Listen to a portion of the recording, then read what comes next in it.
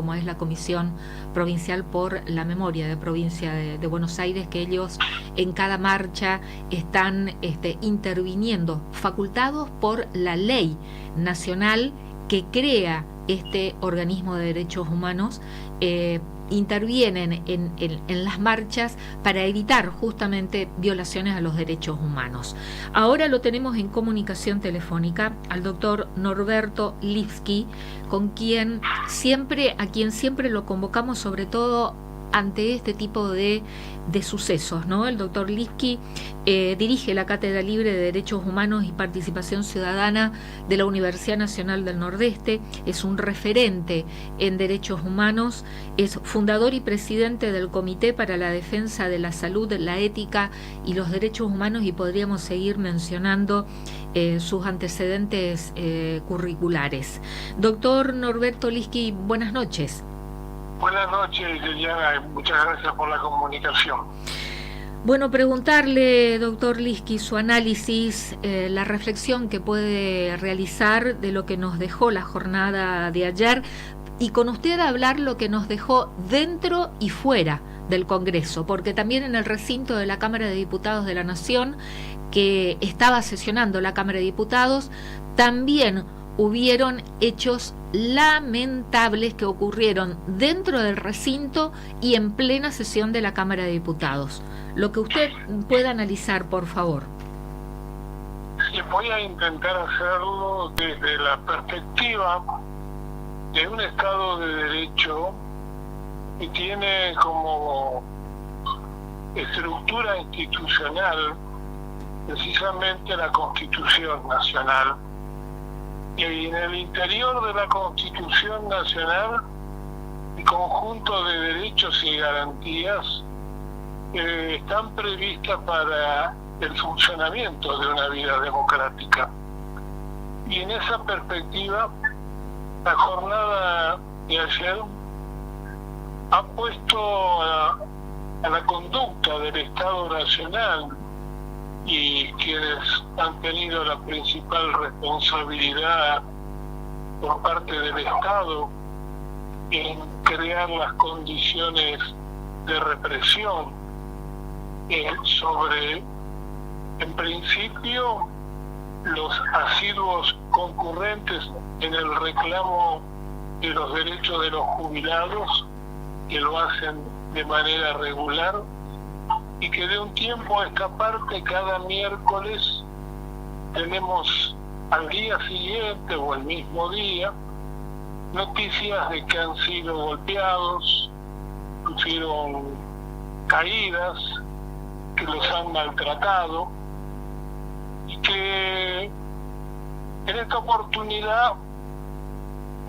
ha habido una reacción de sectores de la sociedad que no son precisamente de la expresión orgánica de los partidos políticos, sino adherentes a equipos del fútbol, que entendieron que esa situación de golpear impunemente a quienes reclaman por justos derechos era realmente un alto grado de deshumanización, y queda necesario cuidarlos, protegerlos a los adultos mayores en su reclamo jubilatorio. Entonces, el miércoles, el día de ayer, encontró un escenario diferente a otros miércoles. El grupo de jubilados de siempre, más miles de hombres y mujeres que llegaron desde distintos lados, posiblemente, preferentemente de Buenos Aires, del Gran Buenos Aires, tal vez de algunas provincias, convocadas por un lógico y absoluto deseo, era expresar su solidaridad con el reclamo de los jubilados y hacer que ese reclamo no estuviera como respuesta golpes, represiones o actos de tortura a cielo abierto, como ha venido ocurriendo en muchos de los últimos miércoles. Y La conducta de las fuerzas de seguridad, claramente orientada por una decisión política, no solo fue desproporcionada respecto de la manifestación, que estaba planteada en términos de cuidar a los viejos, de solidarizarse con los adultos mayores en su reclamo previsional, devolverle los medicamentos que le han sustraído de tratamientos crónicos que necesitaban darle continuidad, o del mejoramiento de la mensualidad de sus cobros. Y esos reclamos el día de ayer estuvieron acompañados de hinchas de fútbol, básicamente, que llegaban con sus camisetas de adhesión. La actitud del Estado Nacional, de las fuerzas de seguridad nacionales intervinientes, junto con la policía de la ciudad de Buenos Aires, crearon condiciones de represión absolutamente desconsideradas, y por otra parte podríamos decir generando violencia sobre hombres y mujeres que estaban pacíficamente reclamando, a las que lógicamente con su actitud el Estado las provoca, las lleva a actitudes que son seguramente de sostener el derecho a la protesta, sostener el derecho a manifestarse, sostener el derecho a peticionar y sostener el derecho a la libertad de expresión. Y menciono estos 4 derechos que estuvieron en juego en la manifestación de ayer y que tuvieron como respuesta una represión brutal, criminal. Después nos vamos a referir a los efectos de esa acción criminal. Y esos 4 derechos que fueron violentados claramente por el comportamiento del Estado Nacional a través de las fuerzas de seguridad federales y de la ciudad, están esos 4 derechos contemplados en el artículo 14 de la Constitución Nacional. Entonces, en primer lugar, quiero decir que la jornada de ayer puso en evidencia con qué facilidad el gobierno nacional y sus ministros, específicamente de las áreas de competencia de la seguridad, con qué facilidad omiten actuar en el marco de la Constitución, renuncian a actuar en ese contexto y por lo tanto violan la Constitución Nacional con su conducta represiva. Pero no solo eso, sino que la Convención Americana de Derechos Humanos, y permítame que haga estas menciones para poner en qué contexto estamos analizando la jornada de ayer. Argentina ha incorporado también a la Constitución Nacional la Convención Americana de Derechos Humanos, y estos 4 derechos que yo acabo de mencionar también están en la Convención Americana de Derechos Humanos. Pero además Argentina ha ratificado la Convención Internacional de Derechos Civiles y Políticos, y en su artículo 19 también estos 4 derechos están establecidos. Y más aún, ha violentado con leyes nacionales como es la Ley de Seguridad Interior, la 24059, que también limita la acción de las fuerzas de seguridad ante manifestaciones pacíficas. En cambio, de atender a este nivel de estructura legal que es lo que determina el Estado de Derecho, han violentado claramente cada uno de estos tratados y cada uno de estos enunciados de la Constitución.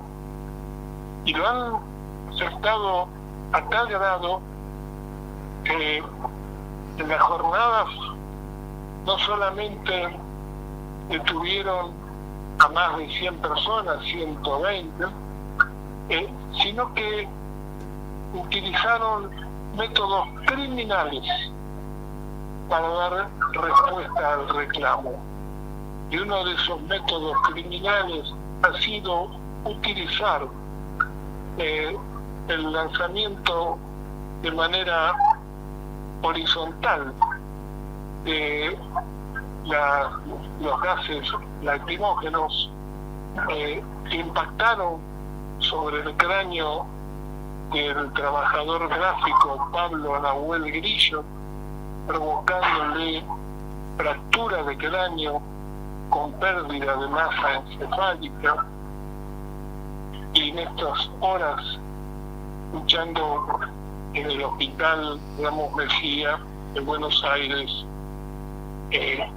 por su vida en condiciones de altísima gravedad.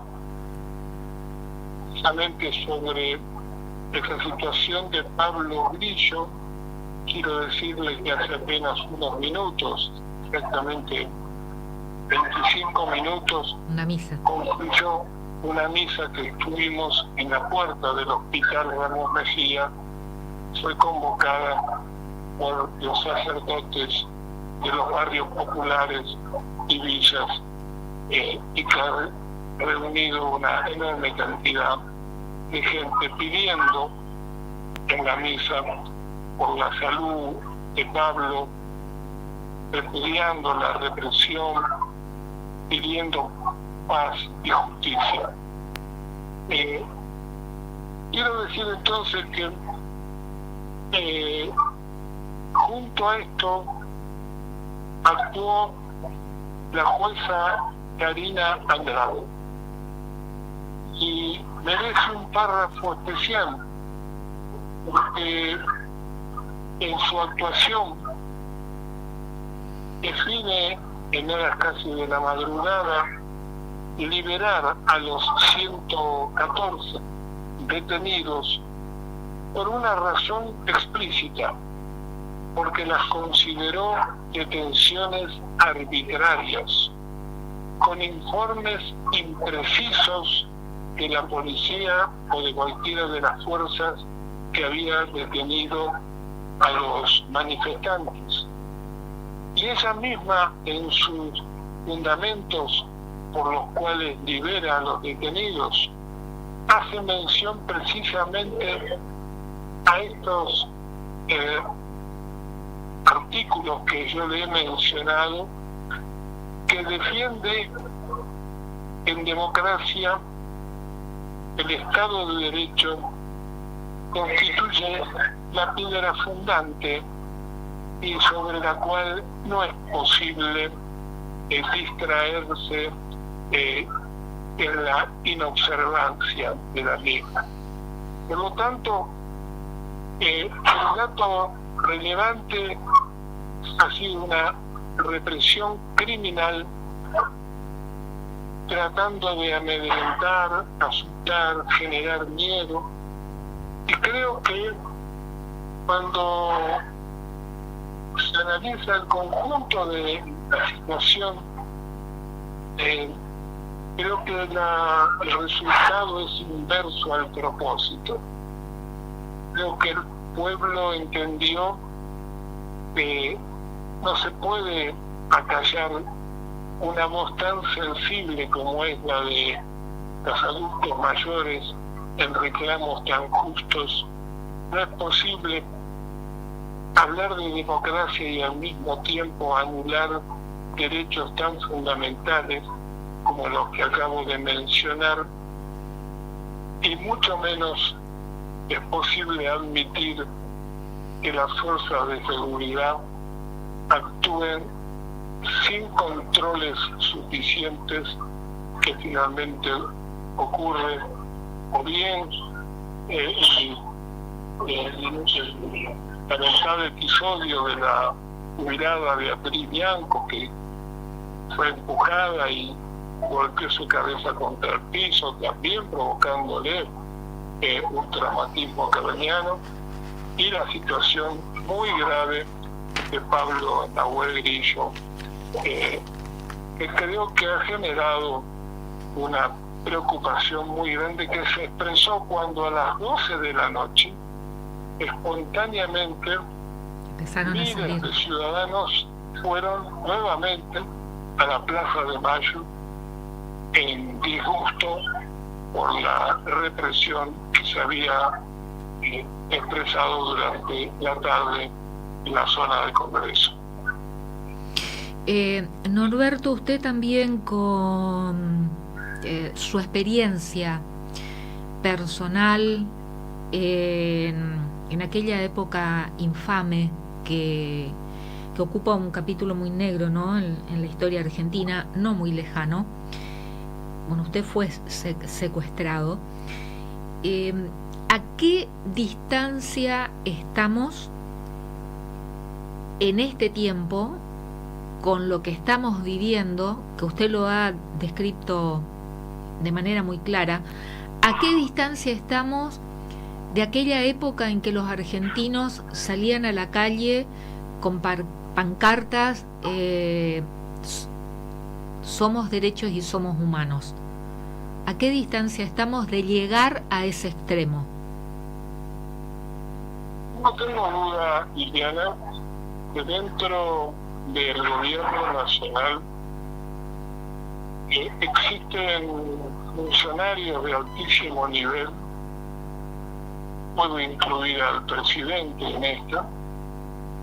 Puedo imaginar que en aquella época seguramente serían solidarios con las expresiones dictatoriales de los argentinos somos derechos humanos.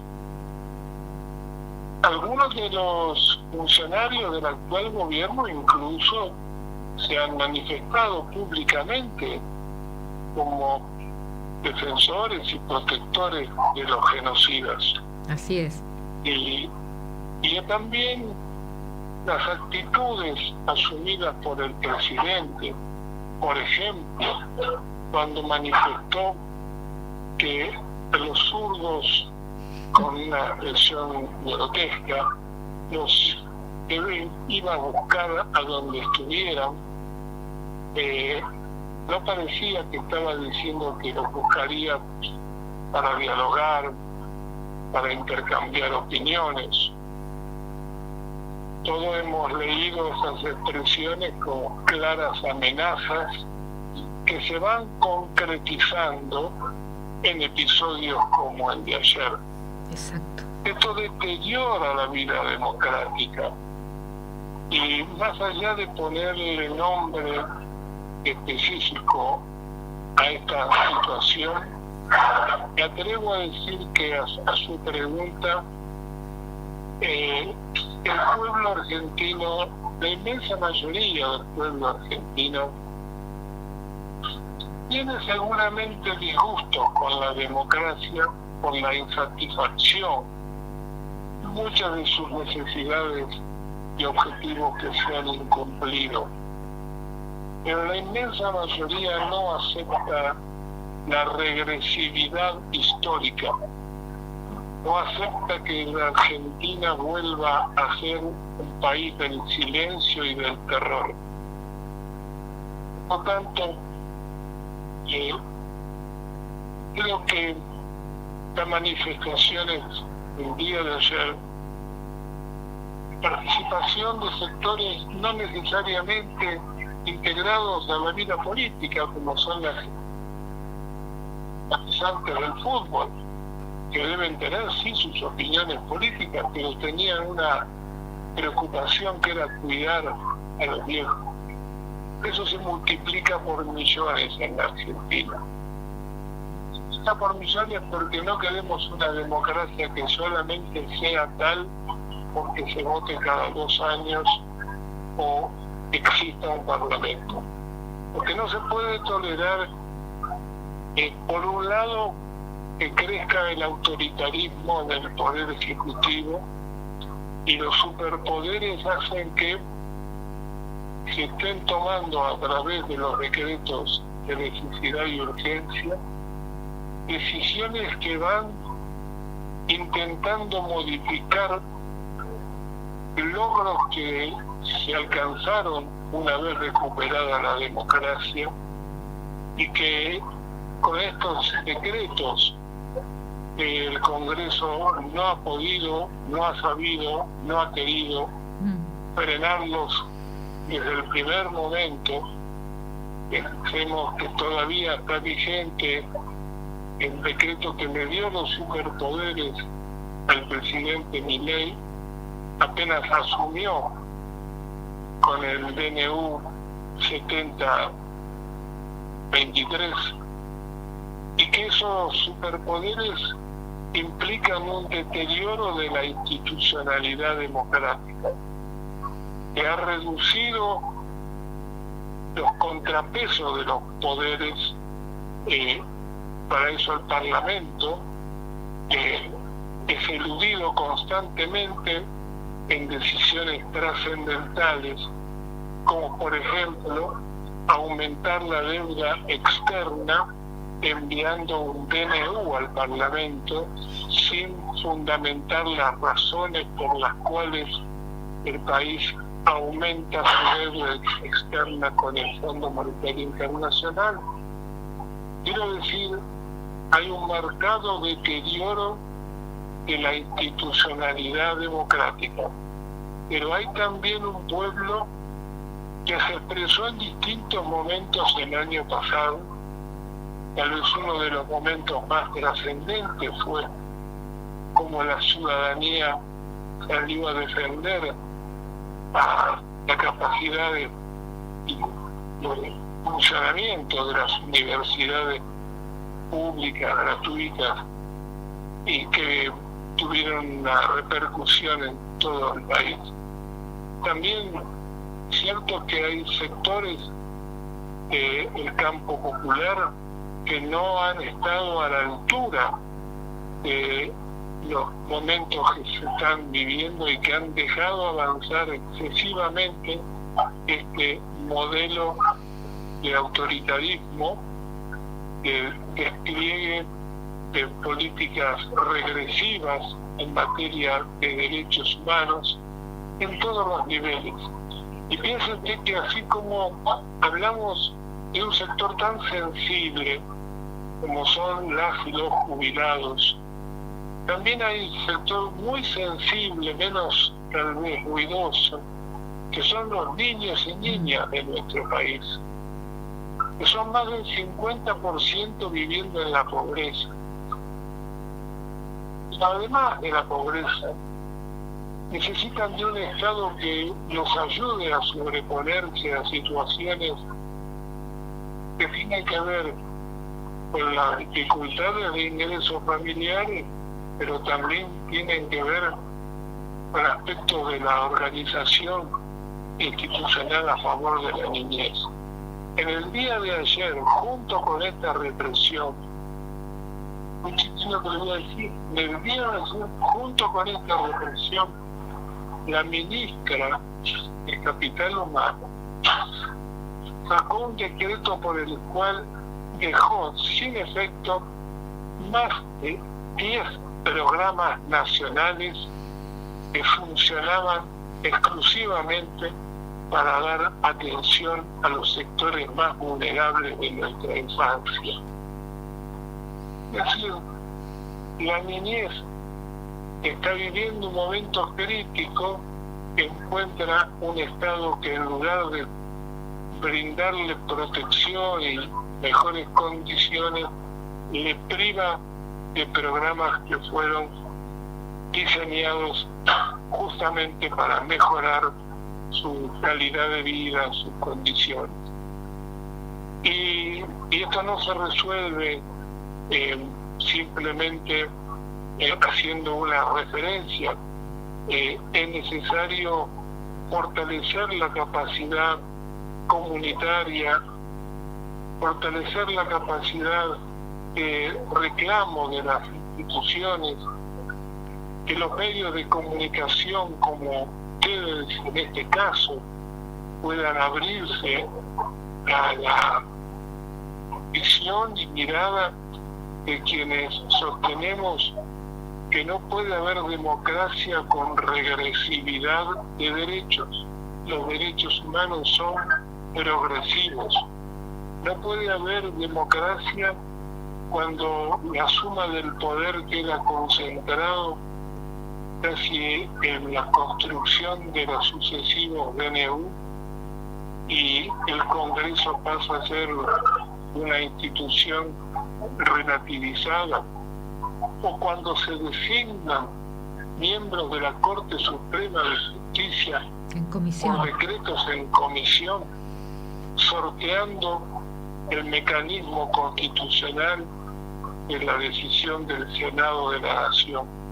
Estoy nombrando solo algunas de las situaciones que generan alarma, que es preciso que la ciudadanía participe activamente poniendo freno a estas distorsiones de la vida democrática y sosteniendo la institucionalidad, que nadie está con voluntad de que se quiebre, ni al contrario, queremos institucionalidad real, efectiva de la vida democrática.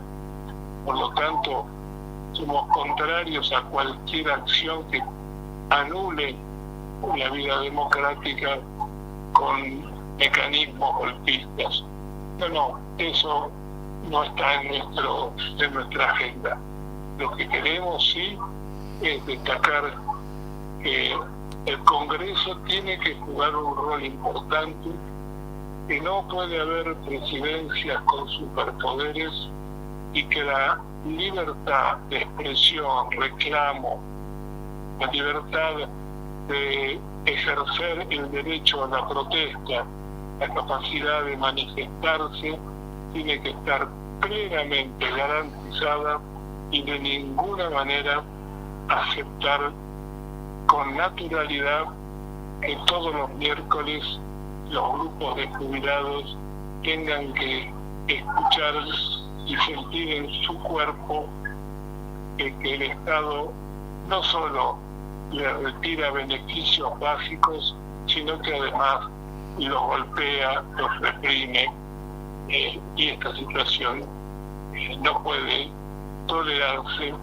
si no la discutimos públicamente, y creo que en esto los medios de comunicación son de enorme importancia.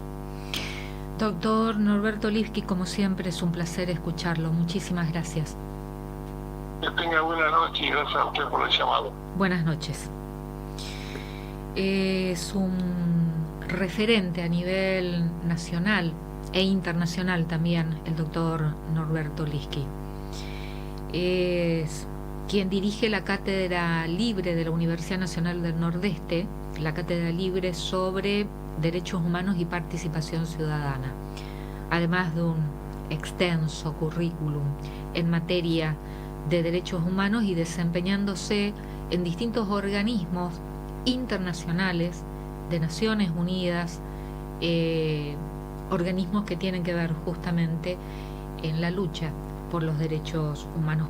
Considero palabra autorizada, y además en la manera en que se expresa, que para la audiencia de Dialogando, para aquellos oyentes que nos escuchan desde hace años y que lo vienen escuchando en Dialogando, el doctor Norberto Lifki nunca tiene una expresión violenta, siempre se expresa de esta manera, muy calma, pero con una solvencia en lo que expresa inigualable. Son tiempos difíciles los que estamos viviendo, nos desafían como pueblo, como sociedad. Probablemente algunas personas que estén escuchando, si quedaron escuchando, y no estén de acuerdo con el tratamiento que estamos dando sobre el tema, porque probablemente digan también hubieron miembros de las fuerzas de seguridad heridos, también se arrojaron cascotes, palos por parte de los manifestantes. Sí, es cierto, pero es incomparable, las imágenes son claras, es incomparable el uso de la fuerza por parte del Estado, en este caso de las fuerzas de seguridad, que cumplían órdenes del poder político. De un cascotazo te pueden reventar la cabeza y quitar un ojo, sí, pero el puñado de manifestantes que lo hicieron fueron un puñado, diferenciados del resto, que fueron genuinamente a apoyar la marcha de los jubilados. Que hubo un grupo que fue a protagonizar lo que se vio, estos incidentes, la quema de móviles policiales, de los contenedores de basura que rompían las veredas nuevamente y los cascotazos, sí, fueron a hacer eso. Vaya a saber uno, nunca nos vamos a enterar si eso fue organizado y por quién. Siempre hay que hacerse esta pregunta, ¿no? ¿A quién perjudica estos tipos de hechos, estas conductas y estas acciones? Nos perjudica a todos, de hecho, pero ¿para dónde se direccionan los cañones, digámoslo así, ¿no? Lo que ampliamente desde determinados sectores de medios de comunicación están orientando la respuesta. Está direccionado esto. Aprovechan, siempre están los que aprovechan este tipo de manifestaciones populares para provocar lo que intencionalmente provocaron, pero que no representan. Y aunque quieran desvirtuar con estos hechos, desvirtuar con estos incidentes, el reclamo legítimo de los jubilados, jubiladas, pensionados y pensionadas. Hay una imagen muy gráfica en que está un miembro de una fuerza de seguridad, creo que por el uniforme es policía, con una escopeta y a centímetros, porque no llega a 1 metro, está una mujer jubilada con un bastón, y en su bastón, levantando el bastón, tenía la bandera argentina. De un lado, un policía con una escopeta apuntando a una vieja, a una jubilada, a una persona adulta mayor, creería que de más de 80 años, que en su bastón tenía una bandera argentina. Esa imagen lo dice todo. Lo dice todo. Después lo que pasó con el padre Paco Olveira, hace poco lo entrevistamos al padre Paco Olveira, cura Opción por los Pobres, que se fue con su camiseta de Boca, no se fue con el traje de cura, se fue con la camiseta de Boca. No estaba encapuchado, no estaba con un arma, no estaba con un palo, no estaba con una tumbera, no estaba con un cascote, y lo reprimieron. Alguien se dio cuenta, lo reconoció y dijo: es un cura, déjenlo. Pero para eso ya lo sopapearon, ya lo tiraron en el piso, ya lo tiraron contra la pared, y cuando estaban por ponerle esto con que inmovilizan las manos, que no me sale el nombre ahora. Sí, cumplen la función de esposas, Ivo, pero tienen un nombre, eso que se utiliza, que es de plástico y que se ajustan. Cuando estaban por colocarle eso, para inmovilizarle las manos y llevarlo, los precintos, ahí está, gracias Ivo, los precintos. Cuando estaban por colocarle los precintos tirado en el piso y ya con los efectivos allí por inmovilizarlo, colocarle los precintos en las muñecas y llevarlo aprendido, alguien lo reconoce y dice, déjenlo que es un cura, y eso lo salvó. Pero el padre Paco, que está muy identificado ideológicamente, trabaja y convive. Bueno, cuando lo entrevistamos hace poco, él nos dijo, ya no convivo con pobres, convivo con indigentes. Esa es su ideología. Es un cura que abraza la ideología de la doctrina social de la Iglesia, de la justicia social, y baja línea con eso. Y como estaba con la camiseta de un club, es de Boca, es como que si yo fuera también, me sume a la marcha con la camiseta de Boca y vaya a apoyar el reclamo legítimo de los jubilados y me repriman y no tenga una actitud violenta, no esté encapuchada, no esté con la cara cubierta, ni con un palo, ni con un cascote, ni le esté puteando a las fuerzas de seguridad y de golpe vengan y me encajen unos sopapos, me tiren al piso, me manden contra la pared y me quieran poner los precintos. Entonces reprimieron a un cura, le abrieron la cabeza a un reportero gráfico que está luchando por su vida, le pegaron un palazo a una jubilada que cayó desplomada, desmayada en la calle. Y me van a decir, sí, hay policías heridos. Sí, es cierto, hay también policías lesionados, los menos. Y recordando que los policías están con una indumentaria altamente protegidos, pero además de estar con una indumentaria, con botas, con rodilleras, con casco, con escudos, tienen armas. Tienen gases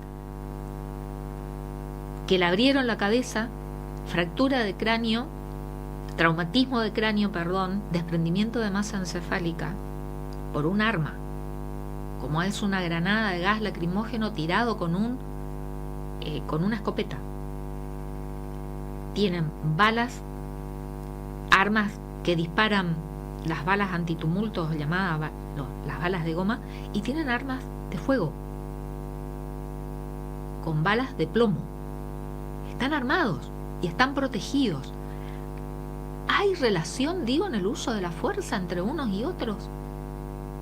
Insisto, los que fueron intencionalmente a provocar esos incidentes, la quema de móviles, romper veredas, tirar cascotes, tirar palos, fue un puñado, en relación al resto, a las personas adultas mayores que fueron a reclamar por sus derechos y al resto de la ciudadanía que salió a acompañar y que después, a la noche, a la madrugada, veíamos como también espontáneamente en la reacción a la represión que se dio durante la siesta y toda la tarde, fueron a manifestarse a Plaza de Mayo.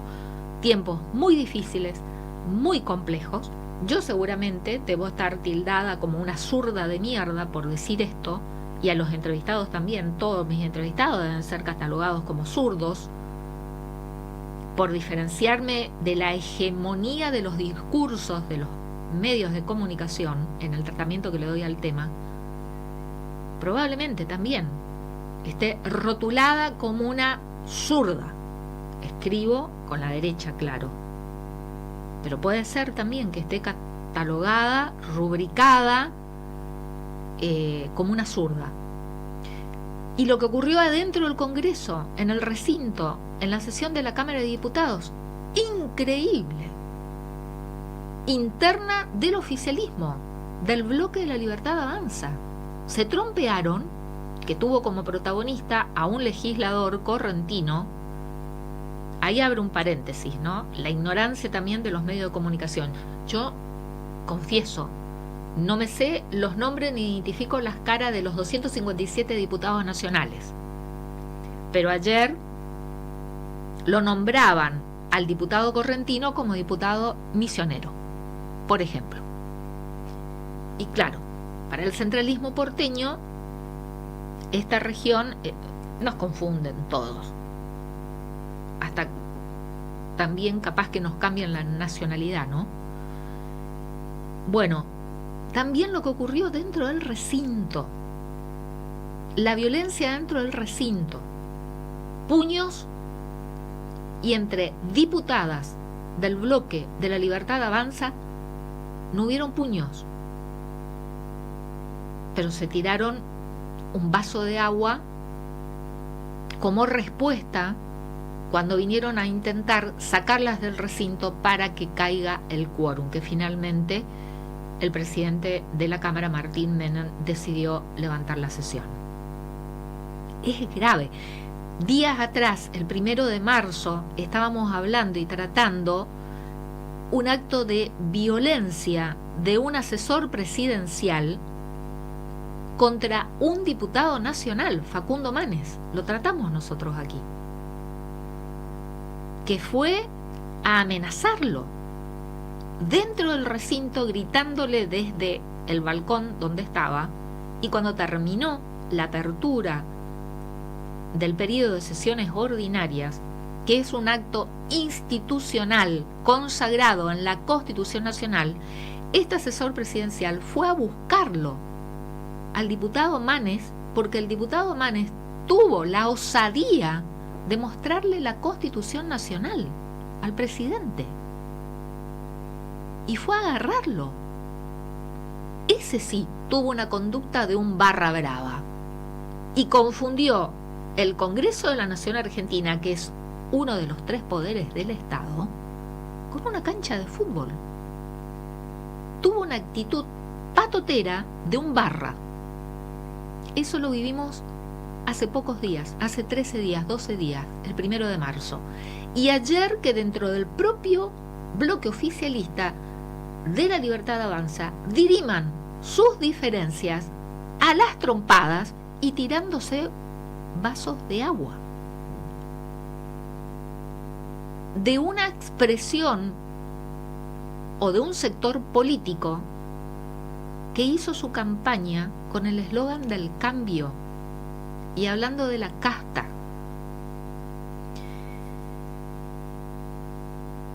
Son momentos difíciles y la verdad que angustiantes, tristes, de ver cómo retrocedemos, ¿no? Sí, retrocedemos. Las imágenes de ayer realmente muy tristes, muy angustiantes, porque no hace mucho tiempo que vivimos las consecuencias de generar este caldo de cultivo y de caer en las provocaciones. Ya sabemos en qué termina. En muertes. Y los muertos están siempre del mismo lado.